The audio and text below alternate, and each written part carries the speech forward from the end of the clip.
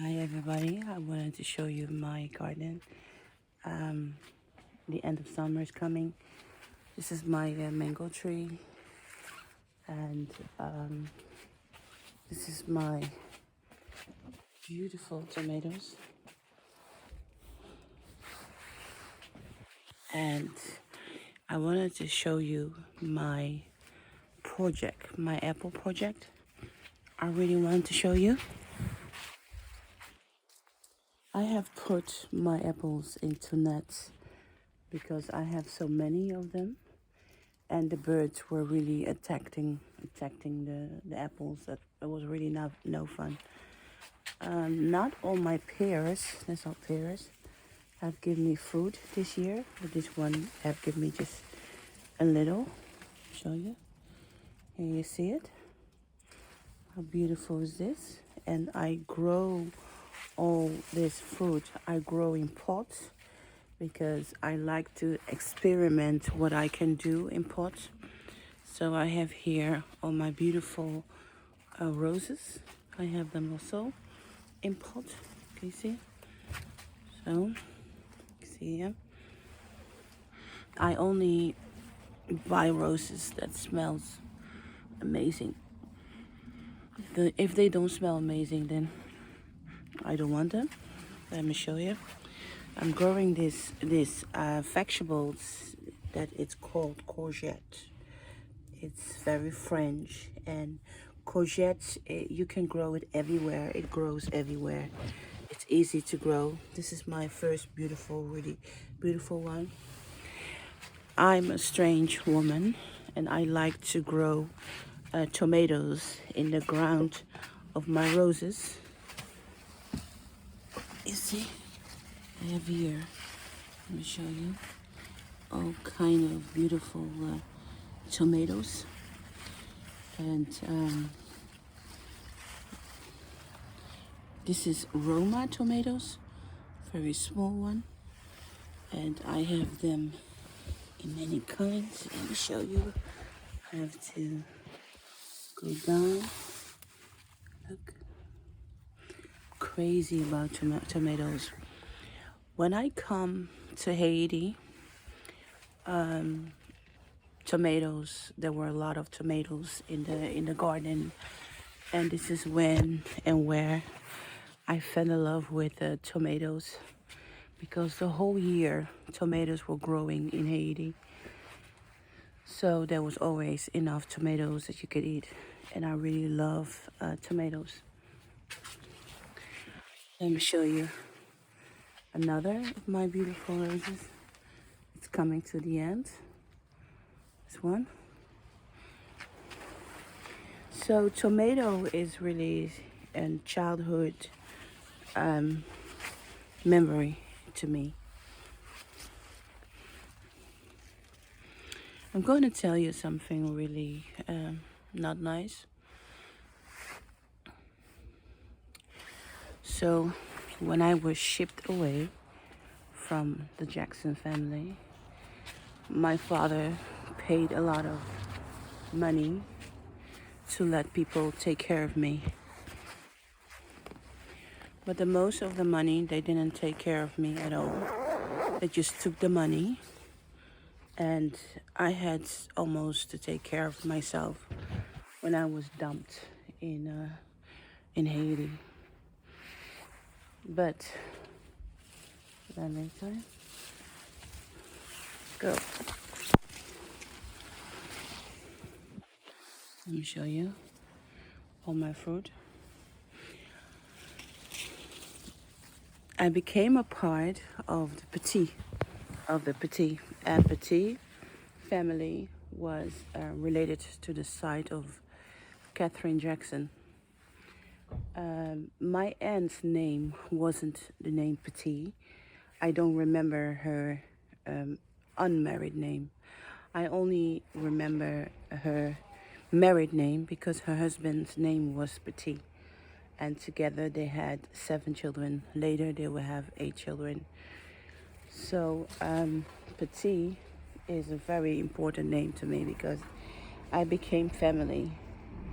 I was already family, but I was going to be the family name was going to be used as my name. And my father, Michael Jackson, he always called me already Petit Jackson. So, but now, out of nowhere, my name became really Petit. And I was 7 years old when I was deported to Haiti with this family. You know, let me show you something. I have put all black blue nets. I really don't. I love the color blue, but I really don't like it in net. But they say that birds don't get confused with this color. They don't like this color, so they will stay away from it. But the new generation birds, they don't care about this color. They try to steal my apples anyway. That's funny, huh? Oh, wait a second. Let me show you my peach in experiment nets. They are really doing really well. This experience nets, they really are successful. So it was a small part of the garden. Let me go and sit because I want to talk to you about Haiti. So when I was deported in Haiti, and my father, Michael Jackson, paid a lot of money to let people take care of me. No one really did. I was totally on my own. You know, I did not get feed on time. They only wake me up to go on time school. And my nieces, that became my sisters, they were very nice to me. And what happened to the money, I don't know. But I always know when my father was going to come, because then everyone was going to run. Everyone was going to run and act like everything was being perfectly done for me. Well, that wasn't true. And as a child, I did not know what to do with this situation. I have decided when I was going to write my book, Thriller Betrayal, not to write that part in my book because it's very dramatic. You know, I can always answer that. And when I go back in the time that I was deported to Haiti, it was in the 80s. My father, Michael Jackson, became one of the biggest artists in the world in that moment. So he wasn't busy with me at all. He was busy with his career. He was busy making money. And he wasn't busy with me. And in that time, I was very small. I didn't even understand it, that he was Michael Jackson, the king of pop, becoming the king of pop. For me, he was just my father who worked as a policeman in the army. So more than that, I didn't know. But because when I was living in America, everyone took really good care of me. And I went to Haiti and people were not taking good care of me. It was very hard to survive. I didn't starve in any way, but if I didn't come on time for dinner, nobody saved food for me. So there were many times I had to go to bed with hunger. Really had to go. But there were always a lot of tomatoes that I could eat because tomatoes grow the whole year. And I really liked the tomatoes, but tomatoes are not good enough to feed your tummy. So, but they were always there if I needed something. And when my father come, I always know when my father come because then they start to feed me on time, calling me for dinner. And I was so angry with my father that because I didn't see him for a very long time. Don't forget I was dumped in Haiti and Michael Jackson was busy building his career. So when I go to YouTube, when I go to YouTube and I look at old videos of Paris Jackson and Prince seeing Michael Jackson reading their book, I can become very angry because he wasn't that nice to me that time. And when I read, oh, Michael Jackson's such a good father, then I really get pissed off because he did. Okay, we can go into discussion, but when you read my book, Thriller Betrayal, some people say that my father did his best to be a good father. Okay, he did his best. But for me, as his daughter, going through it, I think my father did a lousy job. He trusted the wrong people with me. He wasn't enough there for me. His life was all about his career. The world did not know about me. I was hiding. I was hide away as a scandal. So let's be honest. Let's just be 100% honest. I cannot deal with videos of my dad playing nice dad with parents and Prince and Biggie. I cannot appreciate that because in my time he wasn't that kind of father. So when I look at that, when I look at this kind of videos, I don't recognize my father. I don't know. I just see totally a stranger. I see a stranger. I don't know this man. Absolutely, I don't know this man. He's totally someone I don't know. The father that I know, he did not read me a bedtime story. No, the father that I know is when I wake up in the morning, he was lying next to me in my bed after when I haven't seen him for a very long time. And when my father did stay with me and he just bring me to bed and he went to his own room.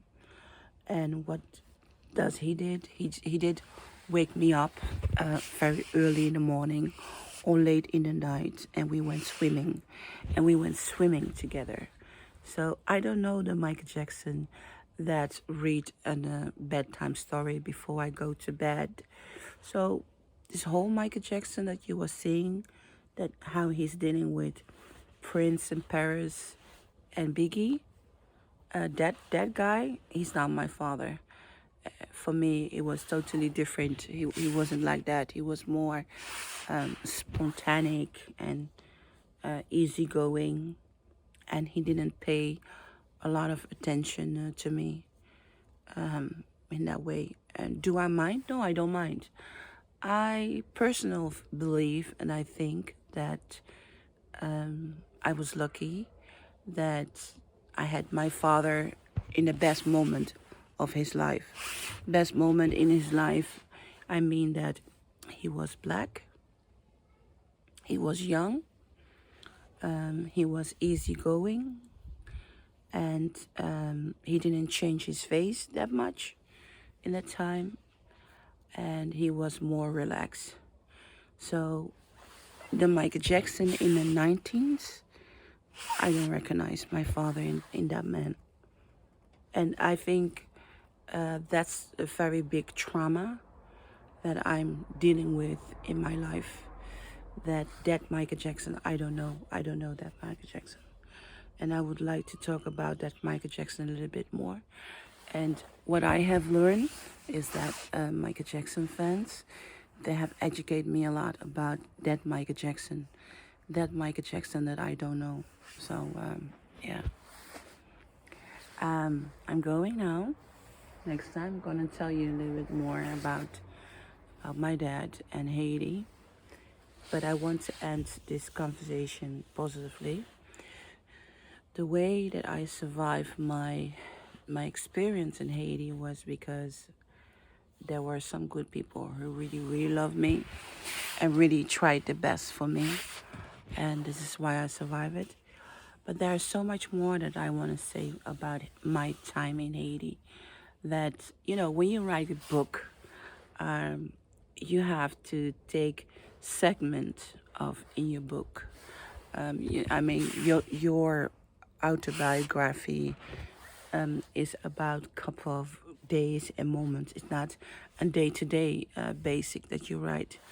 And as everyone knows, in a day-to-day basic, you go through a lot of things. So, and for me, I have go through a lot in Haiti, and I think because I went through a lot, it have educate my mind, my brains, to really remember things, because I didn't see my father a lot when I was in Haiti, and so I had to remember a lot. So when I see him, that I could talk to him about it.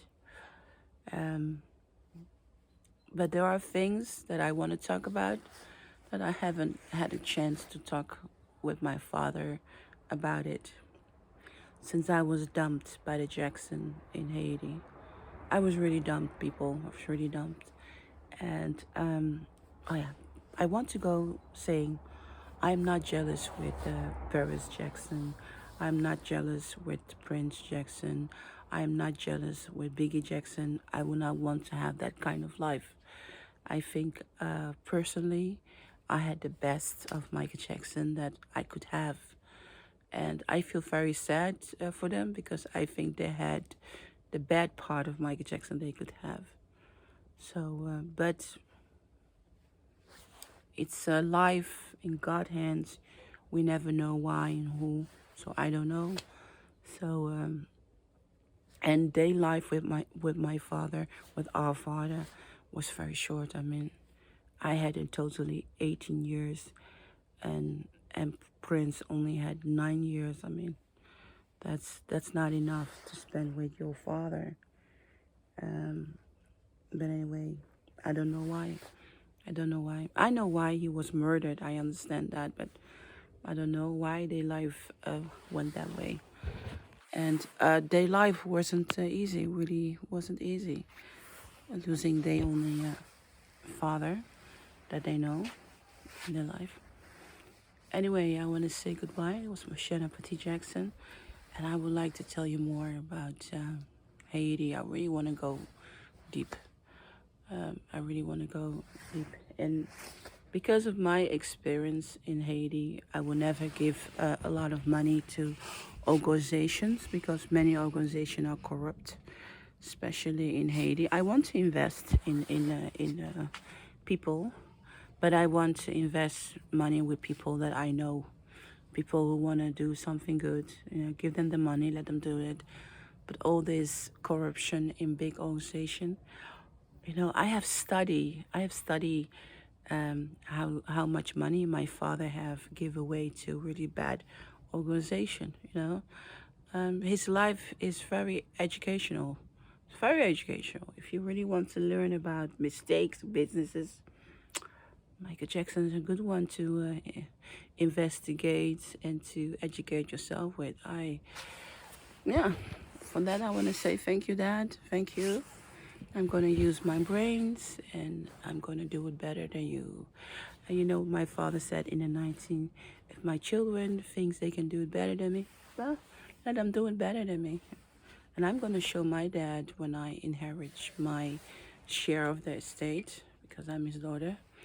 And when I am earning my money that I want to earn, I'm going to do it better than him. I'm not going to be a big artist, but I'm gonna do my business better than him, because his suffering have educated me so much about what to do and not to do, and how to be careful and make sure that people that you trust don't kill you. God. And I don't believe in bodyguards, but I know there are good ones. Okay, that's another conversation. I want to say goodbye. Thank you for watching my channel. This was Mocienne Petit Jackson. See you next time. I hope you have enjoyed a little bit of my garden.